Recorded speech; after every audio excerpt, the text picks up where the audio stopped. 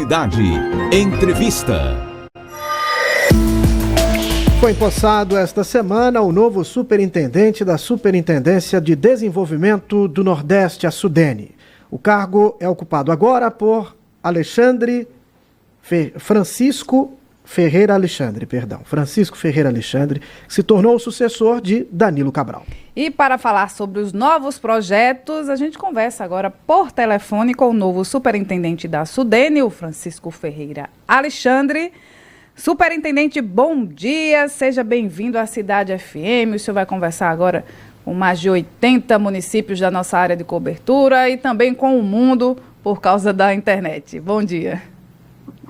Bom dia a todos da Rádio Cidade FM, bom dia Vitor Araújo, bom dia Renata Torres, bom dia a todos os ouvintes do programa, bom dia à população de Caruaru e do seu entorno, cidade importante que lidera a economia daí da região, os mais de 80 municípios. Eu estou às ordens para conversar com você, eu que também sou aí da região do Agreste, sou lá de Bom Conselho, um pouquinho distante de Caruaru, mas fazendo parte da nossa micro-região. Estou às vossas ordens. Primeiro, eu gostaria que o senhor se apresentasse, né, para quem não conhece a figura do novo superintendente da SUDENE. Ok. Para os que não me conhecem, eu sou Francisco Alexandre, sou natural de Bom Conselho, iniciei minha vida profissional aos 15 anos de idade no Banco do Brasil, quando fui menor aprendiz. Aos 17 anos passei no concurso público, fui empregado do Banco do Brasil por 35 anos, lá findei como diretor do banco, fui diretor na Caixa de Previdência, a Previ, que é dos funcionários do Banco do Brasil. Bom, acho que a gente da BRF, sabe? Oi? Não, a gente teve uma oscilação no sinal do senhor, mas agora já está restabelecido. Pode continuar, por favor. Fui também diretor superintendente do Fundo de Pensão da BRF Perdigão. A gente está com uma oscilação. Superintendente, eu vou pedir desculpas ao senhor. Vamos refazer a ligação? Pedir ao senhor para mudar de local. Talvez o senhor esteja num local, numa área de sombra, e estamos com uma oscilação no sinal. Se o senhor der um passinho à direita ou à esquerda, de repente isso melhora. Infelizmente, são coisas das nossas telecomunicações. Eu acredito que o senhor agora já pode ter mudado de local e pode retomar seu raciocínio, por favor. Melhorou? Melhorou sim. Isso é isso. Antigamente são as colmeias do celular, que agora não é mais nem colmeia, agora é outro sistema, né? Mas vamos lá. Eu fui diretor superintendente, foi quando eu parei, né, do Fundo de Pensão da BRF, que a BRF é Perdigão Sadia, né? Antigamente as pessoas conheciam por esses dois brands, né? Duas marcas. E fui conselheiro em empresas como a Perdigão, Klepper Weber, Tupi, Vale, entre outras. Atualmente eu estou no Conselho da Tupi e sou membro do Comitê de Pessoas e Governança da Invepar também, que é uma empresa de infraestrutura. Então esse é o meu histórico de 42 anos de profissão que eu trabalhei. Atualmente eu estava estava só trabalhando como conselheiro. Trabalhei em empresas privadas, principalmente, e uma empresa que é controlada pelo governo, que é o Banco do Brasil. Esse é o meu histórico profissional. A gente, como é que se diz, é desconhecido em uns lugares e bastante conhecido em outros. De forma que a gente só se torna conhecido amplamente quando você exerce alguma função estritamente pública de repercussão, quando você atua na vida pública. No mundo que eu venho, eu tenho um certo conhecimento das pessoas e as pessoas me conhecem, né? Aqui no estado, eu estou aqui no Recife desde 2018, onde eu exerço e faço faço os meus trabalhos, que são basicamente fora daqui do estado de Pernambuco. A Invepar é no Rio de Janeiro, a Tupi é lá em Santa Catarina, e aqui eu fazia o trabalho mais interno do ponto de vista partidário, mas com essa experiência profissional que a gente tenta levar para onde a gente vai. Se ela não te ajuda, com certeza ela não atrapalhará, né? Francisco, e como é que foi o convite, né, para assumir esse desafio? Porque quando a gente fala sobre SUDENE, É sempre um desafio, porque já desempenhou no passado um papel muito importante e sempre há uma expectativa para que ela retome esse protagonismo. Oi? Como foi? Como foi Fica que um o senhor recebeu o convite, né, para assumir a SUDENE? Porque quando a gente fala sobre SUDENE, a gente lembra muito da importância que ela desenvolveu e sempre essa expectativa desse protagonismo, né, da SUDENE ser devolvido. Como é que foi esse convite? Tá. Olha, eu recebi o convite primeiro do senador Humberto Costa, né, que é a nossa liderança partidária, uma das nossas lideranças partidárias maiores aqui no estado, junto com a senadora Tereza. O senador me fez um convite porque havia a possibilidade de haver a troca. Do ponto de vista, as pessoas que me acompanham, que me estão no dia a dia, sabem perfeitamente que era uma posição em que, do ponto de vista, eu nunca externei para ninguém desejar assumir qualquer que fosse a posição, porque eu tenho uma posição muito tranquila do ponto de vista do que eu faço e do que as decisões que eu tomei. Nunca externei nenhum desejo de ir para ali ou para lá. No entanto, o convite e o desafio que me foi posto, ele chama a gente a refletir, e me foi dado, e estamos assumindo com esse desafio de manter a SUDENE no rumo que ela vinha caminhando, no rumo do reconhecimento, no rumo de fazer o trabalho para desenvolver a região, porque a SUDENE teve o período que ela foi no ápice, mas também teve o período que ela foi lá embaixo, quando desconstituíram a SUDENE para transformá-la numa agência. A volta foi com o governo Lula, que a SUDENE voltou a ser uma superintendência, e é no governo dele, nesse terceiro governo,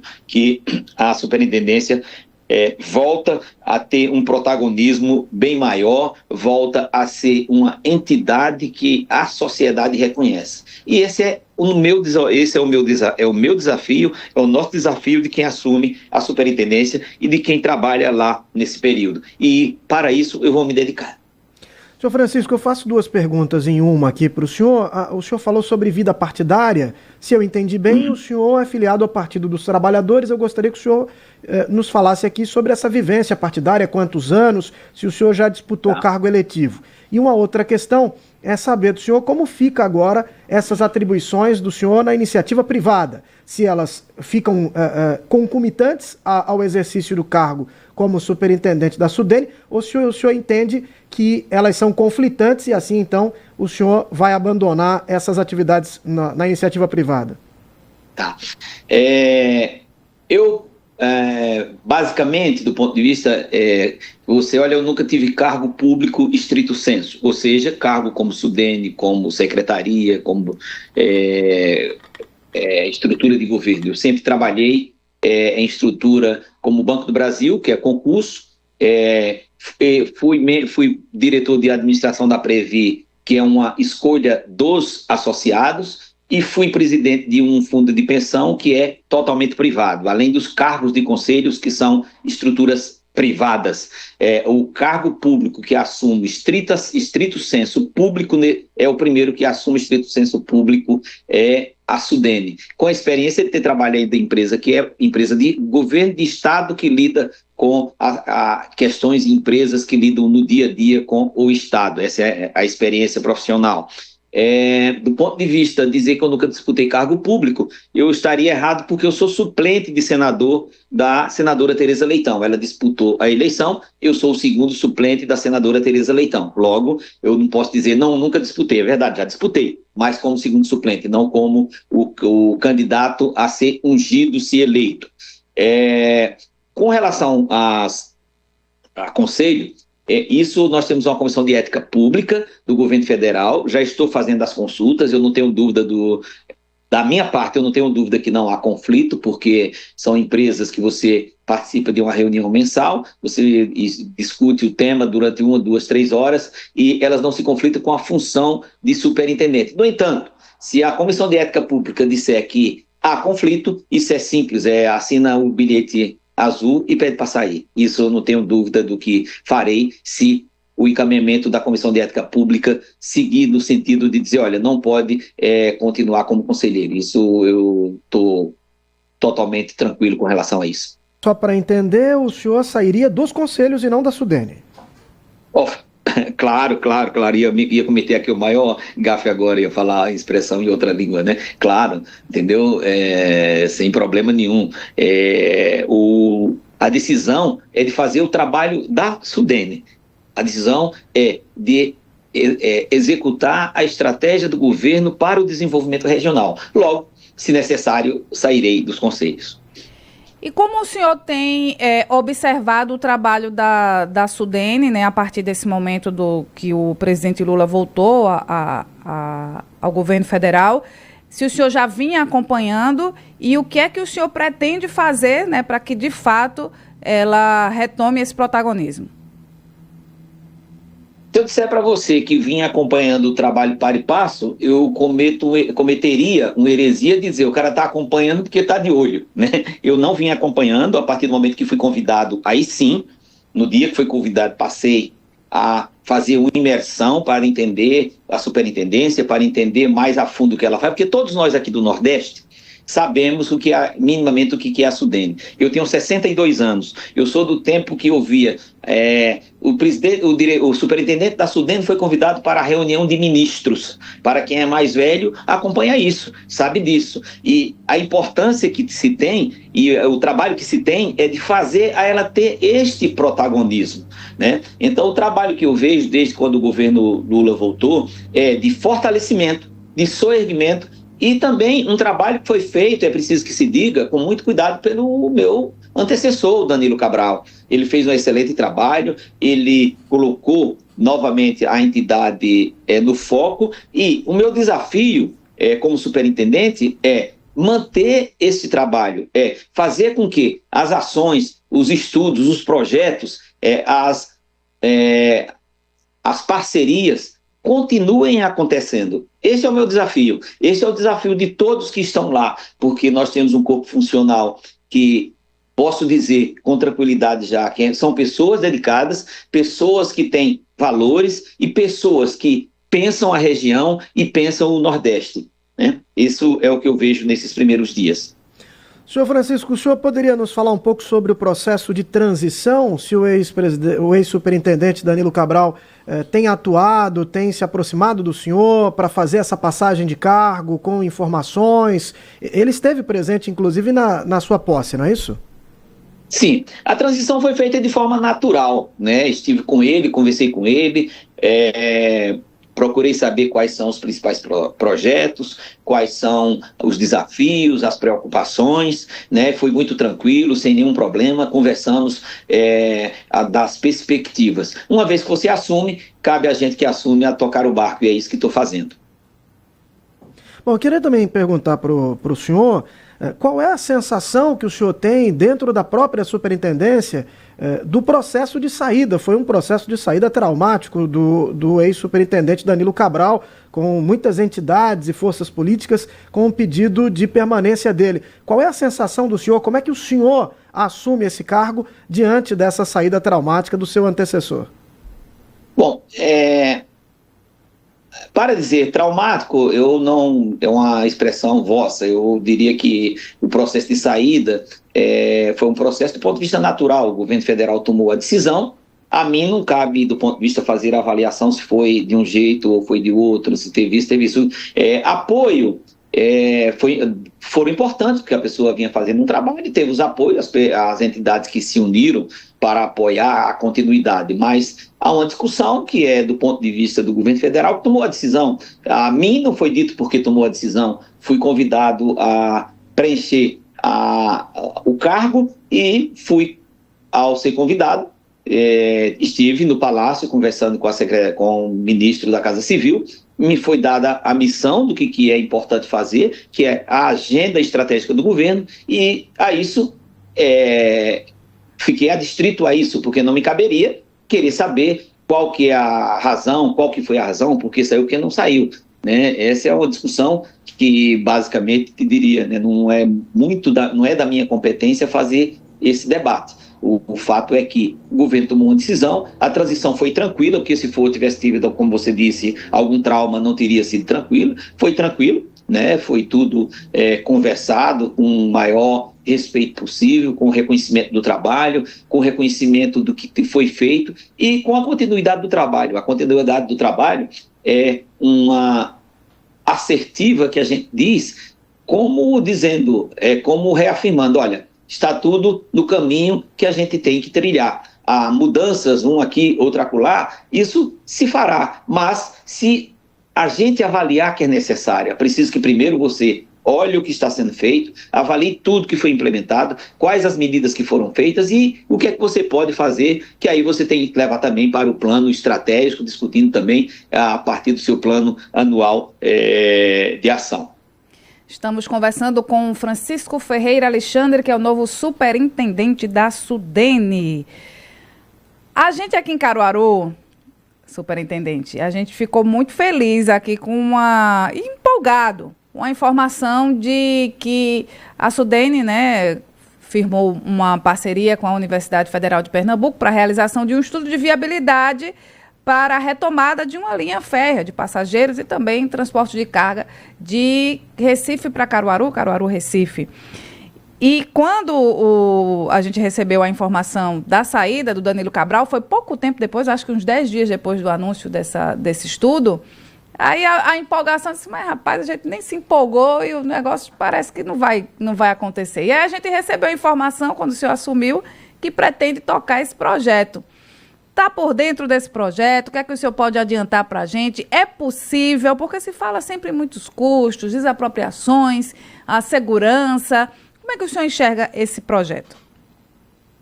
Olha, eu enxergo que a ideia ela está dentro do plano estratégico de você viabilizar melhorias, fazer aquilo que tem que ser feito do ponto de vista para integrar o desenvolvimento das regiões do Estado. Caruaru é a principal cidade do ponto de vista do Estado.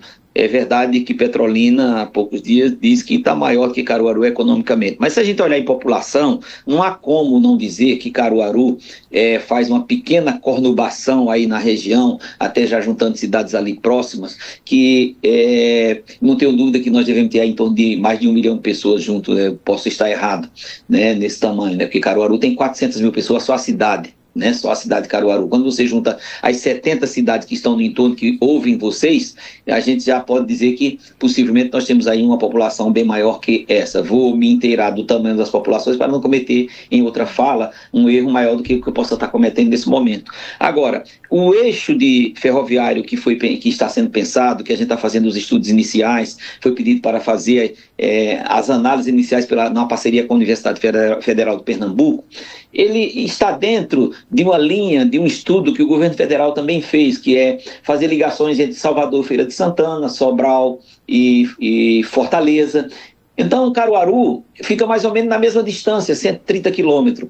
Mas não é só Caruaru. Se a gente pegar Caruaru, você vai subindo ali, né? Entendeu? Jaboatão, Vitória de Santo Antão, Gravatá, Bezerros, até chegar em Caruaru. Então você pega... tomara que eu não tenha deixado alguma cidade, que a gente sempre deixa, mas a gente cita com o benefício de quem está ouvindo, entender que a gente está fazendo tão somente um exercício para dizer da importância. De uma importância vital também, porque um eixo ferroviário ligando essas cidades, ele vai tirar trânsito, ele vai escoar melhor a produção, ele fará com que empresas maiores possam se instalar, porque ela tem meio e possibilidade de entroncamentos de ligação. Isso é importante pensar nisso. Então, para todos aí da cidade, para todos da região, nós vamos continuar sim fazendo os estudos, porque a concretude disso virá a partir da interveniência e do trabalho também dos entes políticos, dos entes da economia, a indústria, a agricultura, transformação, entendeu? De serviços que... Juntando tudo isso, que é o que a SUDENE faz, eu findei meu discurso dizendo que a SUDENE não é obra de um só, que a SUDENE é obra de todo mundo, é a obra de todas as pessoas, é a obra de todos os governos, é a obra da indústria, é a obra do comércio, é a obra dos agricultores, do agronegócio, que fará com que a gente convença e vá ao governo e diga, olha, isso é importante para o nosso estado, um dos principais estados do ponto de vista que qualquer equação que você faça do país, né, importância para o desenvolvimento do estado, e nós vamos trabalhar nesse sentido, porque a Sudene ela trabalha da mesma forma que ela trabalhará para os demais 10 estados, que não só somos 9, somos 11, porque nós temos um pedaço do Espírito Santo e um pedaço de Minas. Nós trabalharemos do mesmo modo, com o mesmo afinco e mostrando e discutindo as necessidades e o que é preciso fazer para melhorar e diminuir desigualdade, porque se só diminuir desigualdade, se você tratar de formas diferentes aqueles que são desiguais. Se a gente continuar tratando de forma igual a todos, é simples, né? Para quem é da matemática sabe, né? Multiplicar uma equação por um K, a equação não muda o resultado. Para quem não entende o que é um K, é uma constante. Se eu multiplicar uma equação por 5, o resultado será o mesmo. Todos os números multiplicados por 5, o resultado vai ser o mesmo resultado. É a minha ideia, e a ideia de qualquer um faz. Estou repetindo o exercício, todo mundo sabe, obviamente, mas é tão somente para a retórica, né? A minha ideia é de retórica ou exercício de matemática, tá? É bom que deixe claro. A ideia é fazer com que a gente finalize os estudos iniciais e, a partir dele a gente possa dar sequência à avaliação. Mas digo para você que vamos continuar assim com o estudo.